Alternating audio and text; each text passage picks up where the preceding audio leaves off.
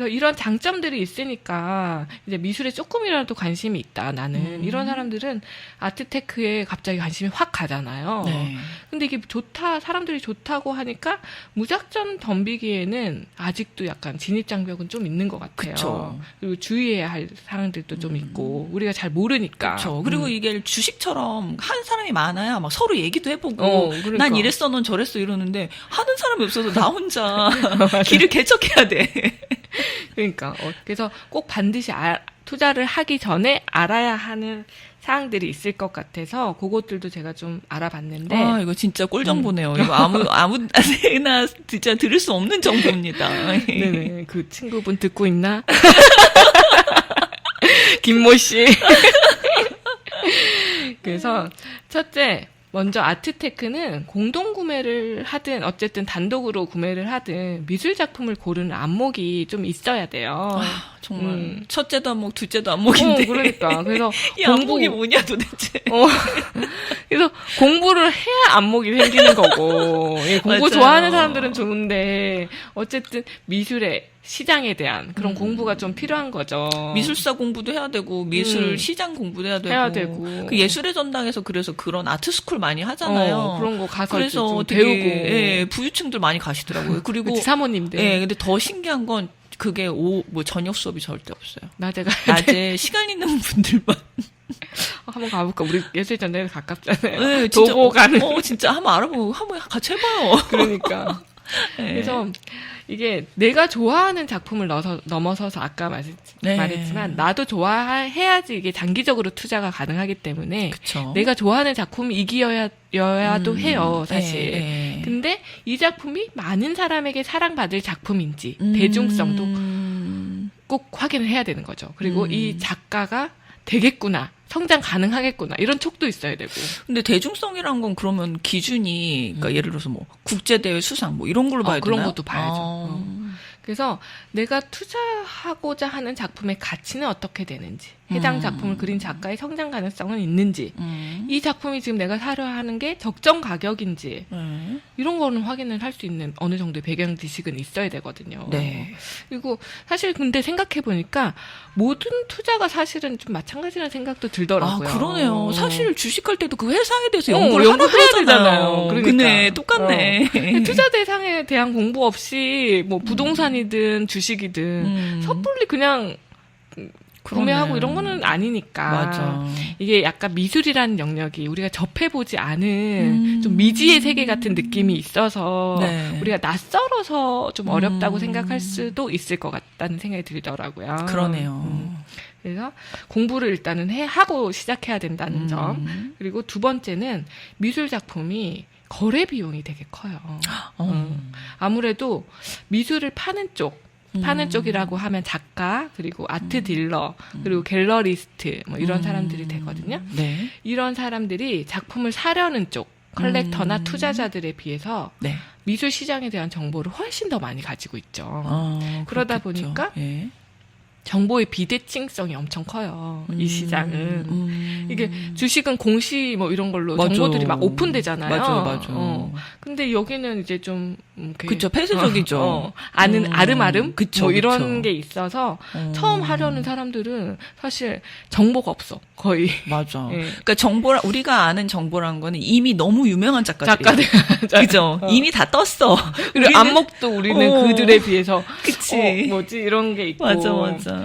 그렇다 보니 거래 시에 중개자들한테 많이 의지를 해야 되는 시스템이거든요. 그래서 예전에는 어떤 경우까지 있었냐면 작가나 이 아트 딜러가 컬렉터를 선택을 한대요. 네. 그 사람이 가진 컬렉션 현황을 보고 어머머머. 이 작품이 거기에 들어가도 되겠다. 어머머머머머머. 이렇게 해서 어머머머. 선택을 해서 보내기도 했대요. 그러니까 이거 수준 안 되는 사람한테는 안 팔아. 판다. 와, 대박. 예전에는. 그래서 셀러 우위의 시장이었던 거죠, 완전. 그러네요. 어머머머. 그러니까 당연히 중개 수수료가 높지 않겠습니까? 그러네요. 와. 이게 평균 작품가의 50%까지 가는 경우도 있고 100%를 넘기는 경우도 있대요. 그러니까 작품가가 100만 원인데 중개 수수료가 100만 원인 거야. 어머머머. 그래서 총 금액은 200만 원 이렇게. 그러네요. 그래서 경매로 이제 판다고 해도 경매 수수료가 거의 한 20% 정도 된대요. 그러니까 이게 중개 수수료가 일단은 뭐 부동산 뭐 수수료 이런 거 생각하면 안 되는 거지. 그러니까 세금이 없는 대신, 그러니까 이게 일장일단 있는 게 세금과 양도세가 없다. 그런데 수수료가 엄청나다. 솔직히 중개 수수료는 부르는 게 가반이에요. 그쵸. 그쵸? 와, 그리고 이게 아까 현물 자산이어서 좋은 반면에 귀중품인 현물 자산이다 보니까 또 크기도 크잖아요. 그쵸. 운반비. 보관료, 그러네. 이런 제반 비용도 크고, 그러네. 이래서 거래 비용이 이렇게 한번 거래할 때마다 엄청 큰데 사고 팔고를 계속할 수 있는 그런 대상이 아닌 거죠. 그러네요. 그래서 한 작품 한 작품 신중하게 고르고 그거를 장기 투자하는 게 미술품 투자에는 맞다라고. 진짜 그야말로 컬렉션이네요. 이렇게 되게 신중하게 골라서 하나하나씩 진짜 컬렉션에 넣는 거. 그쵸. 그러네요. 우리처럼 뭐 아침에 일어나서 주식 막 데이 트레이딩하고 그런 게 아니야. 그게 아니야. 그러다간 거의 바로 이제 통장 잔고가 없어지는. 그래서 이제 위에 거랑 연결되는 게 세 번째 주의할 점이 단기 투자가 어렵다는 점인 거죠. 네. 아까 말씀드린 거래 비용도 단기 투자를 힘들게 하는 요소이고, 이게 이제 미술 투자를 하신 분들이 하는 얘기가 이 미술 투자는 한 작가, 인간의 성장을 바라보고 투자하는 거다. 그러네. 작품 하나하나가 유니크 피스이기는 하지만 작품 가격에 영향을 미치는 중요한 부분이 바로 작가거든요. 그러네요. 네. 작가가 떠야 작품이 뜨는 거야. 아니, 갑자기 내가 왜 웃냐면, 그 가수 송민호 씨 있잖아요. 네, 맞아요. 요즘. 네, 이제 그분이 왜 미국에서 막 유명한 데 전시하고 그랬잖아요. 근데 이게 그러더라고요. 친구한테 뭐 그림을 하나 줬다고 그랬나? 하여튼 그랬는데, 작가가 죽으면 가격 올라간다고. 맞아. 죽기만 기다린다고 막 갑자기 그 말이 생각나가지고. 맞아요. 작가가 엄청 중요해, 지금. 네, 미술 작품에서는. 가서 이제 봤는데 되게 유명한 작가인데 찾아가 보는 거야. 이제 저 혼자 상상을 해보는 거예요. 사람 너무 건강해 보여. 아니, 사람 거 안 사는 게. 근데 생존 작가들도 이제 작품 활동을 정말 막 왕성하게 하면 작품가가 계속 오르거든요. 그러니까 죽기 전에 작품 활동을 가장 왕성하게 하고 그 다음에 죽으면 너무 요절해도 안 돼. 맞아. 또 너무 요절해도 안 돼. 안 돼. 어느 정도는 활동을 많이 하고. 그러네. 작품 개수가 없잖아. 너무 그러니까. 요절하면. 그러네. 야, 진짜 이게 재밌네요. 그러니까. 그래서 작가의 인지도, 작가의 성장 가능성, 이 작가가 계속 작품 활동을 할 건지 말지, 죽을 때까지. 그게 되게 중요한 가격에 영향을 준대요. 그러네. 그러니까 이 화가를 성장 과정을 보면서 내가 장기적인 안목을 가지고 투자해야 되는 상품인 거죠. 근데 진짜 그런 건 중요할 것 같아요. 예를 들어서 뭐 그 예술가가 이게 되게 종합적으로 살펴야 될 것 같은데 그러니까. 갑자기 변절을 해도 그림 안 그리고 그러면은 바로 떨어진다. 그러니까 생전에 갑자기 이제 신진 작가를 발굴을 해서 우리가 투자를 했는데 이 작가가 갑자기 한 10년 하다가 그만둔대. 어머머머. 그러면은 이 작품이 거의 어머머머머.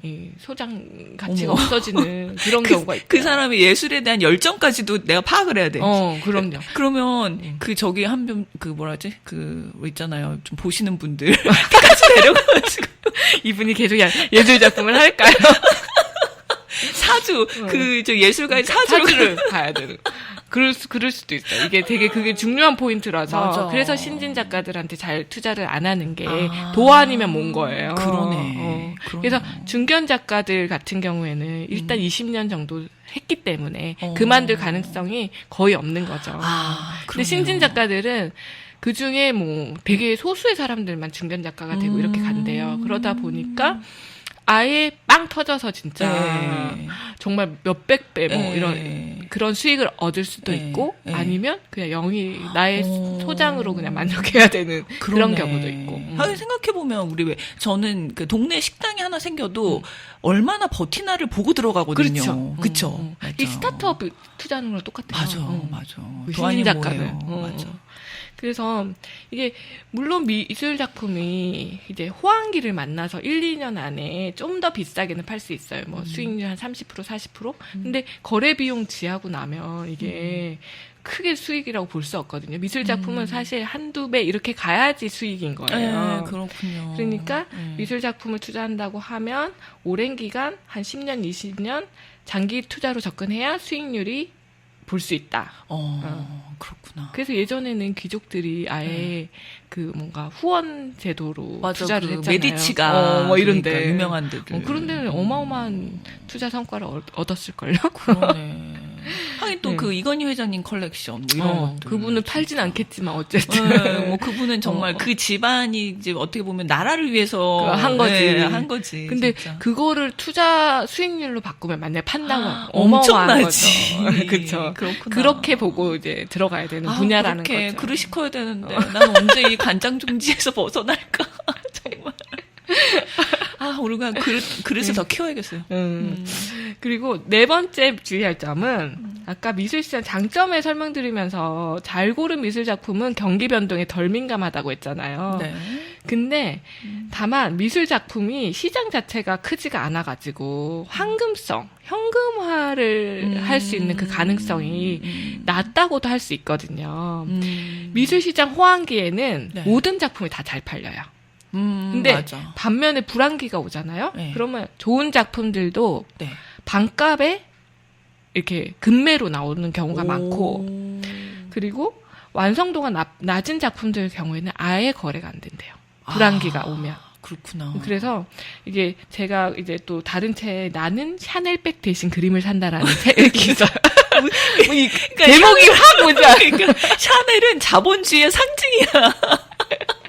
그래서 그 책이 이제 어떤 그 변호사님이 자기가 이제 미술품 투자를 어떻게 시작하게 됐고 수익률을 얻은 그런 책인데, 그분이 하신 말씀이 현대 미술계에서 가장 비싼 작가로 알려진 데미언 허스트, 제프 쿤스의 작품 낙찰가 역시 불황기에는 호황기에 비해 50% 정도 떨어진다고 한다. 아트테크에 성공하려면 미술 시장의 경기 흐름을 잘 읽어야 한다는 것은 아무리 강조해도 지나치지 않을 것이다. 이렇게 얘기했어요. 그러네요. 그러니까 어떻게 보면 그 고가의 작품들은 경기 안 타는 게 맞는데, 뭐 피카소, 고흐 뭐 이런 거. 그것들은 이제 어차피 부유층에 의해서 왔다 네. 갔다 거래가 될 거기 때문에 안 타는 게 맞는데, 또 어중간한 애들을 호황기와 불황기를 더 많이 타는 거지. 저는 지금 충격인 게 데미안 호스트 저 이제 고등학교 때인가 중학교 때 미술책에서 변기 사진 있고 이게 예술품이라고 해가지고 우리 그 미술 선생님께서 한참 설명을 했거든요. 그분이 제일 지금 핫한 비싼 작가래요. 그래요? 그리고 이제 마지막으로 미술 작품은 소비자 보호 측면에서 조금 위험한 부분이 있죠. 그렇죠. 아트테크 시장이 요즘 공동구매 플랫폼 등으로 인해서 일반 대중에게 문을 열었다라고 하는데, 이게 아트테크 상품은 자본시장법상의 뭐 금융상품 이런 게 아니잖아요. 그렇죠. 그러니까 플랫폼 회사가 갑자기 폐업을 하게 되면 이게 돈이 다 공중으로 날아갈 수 있는 거예요. 그러네. 원금 손실이 발생할 수 있는 거죠. 그러네. 그래서 금융감독 당국의 정식 인가를 받은 그런 투자 플랫폼들이 있대요. 그 플랫폼을 선택하는 게 좋고 플랫폼을 선택할 때도 위탁 방법이라든가 수수료 체계라든가 이런 게 다 다르니까 투자 전에 비교를 좀 해볼 필요가 있다고 해요. 조금 시간이 정말 많이 필요한 그 재테크네요. 공부도 많이 해야 공부도 되고. 많이 해야 되고. 이게 이제 어떤 규정화된, 표준화된 그런 거래 체계가 있는 게 아니잖아요, 사실. 맞아요. 그러니까 자칫하면 호구될 수도 있는. 그쵸? 지금 이제 막 떠오르고 막 네. 일반 대중에게 오픈했고 네, 그쵸. 막 이런 거기 때문에 사실 조금 위험성은 있다라고 그쵸. 볼 수 있는 것 같아요.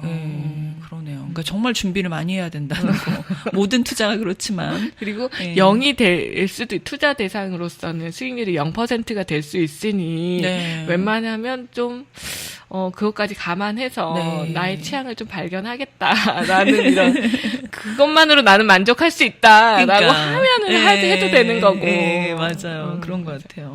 그래서 우리가 관심을 가져야 되는 이유도 알아봤고 네. 거래 시에 주의해야 되는 부분도 알아봤잖아요. 네. 이런 점 다 알고도 나는 그래도 미술품 네. 투자를 한번 해보겠다. 네. 이런 생각이 들 수도 있잖아요. 그런 그 분들을 위해서 이제 다음 시간에는 미술 투자 방법 어떻게 시작하면 된다라는 걸 제가 공부한 방법에서 좀 공유를 해보도록 할게요. 와, 네, 기대되네요. 진짜 이게. 와, 이제 이 아트테크라고 해가지고 뭘까 궁금했는데, 이렇게 이제 좀 이해하기 쉽게 설명을 해주시니까 굉장히 재밌고, 네네. 그 모든 재테크에는 결국은 본질은 장투라는 거.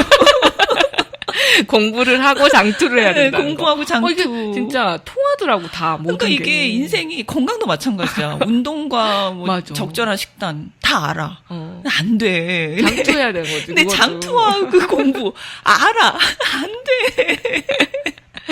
사람이 끈기 있는 사람이 이깁니다. 아, 그러니까. 그 옛날 토끼와 거북이 그게 달려 있는 게 아니야, 진짜. 거북이가 되어야 돼. 거북이가 돼야 되는데 왜 자꾸 이렇게 하늘로 날아다니는 토끼들이 많은지. 그러니까 조금만 뭐 하면 바꿨다가 요거 했다가 저거 했다가 막 맞아. 그러면은 다 실패하게 되는 것 같아. 자꾸만 흔들려.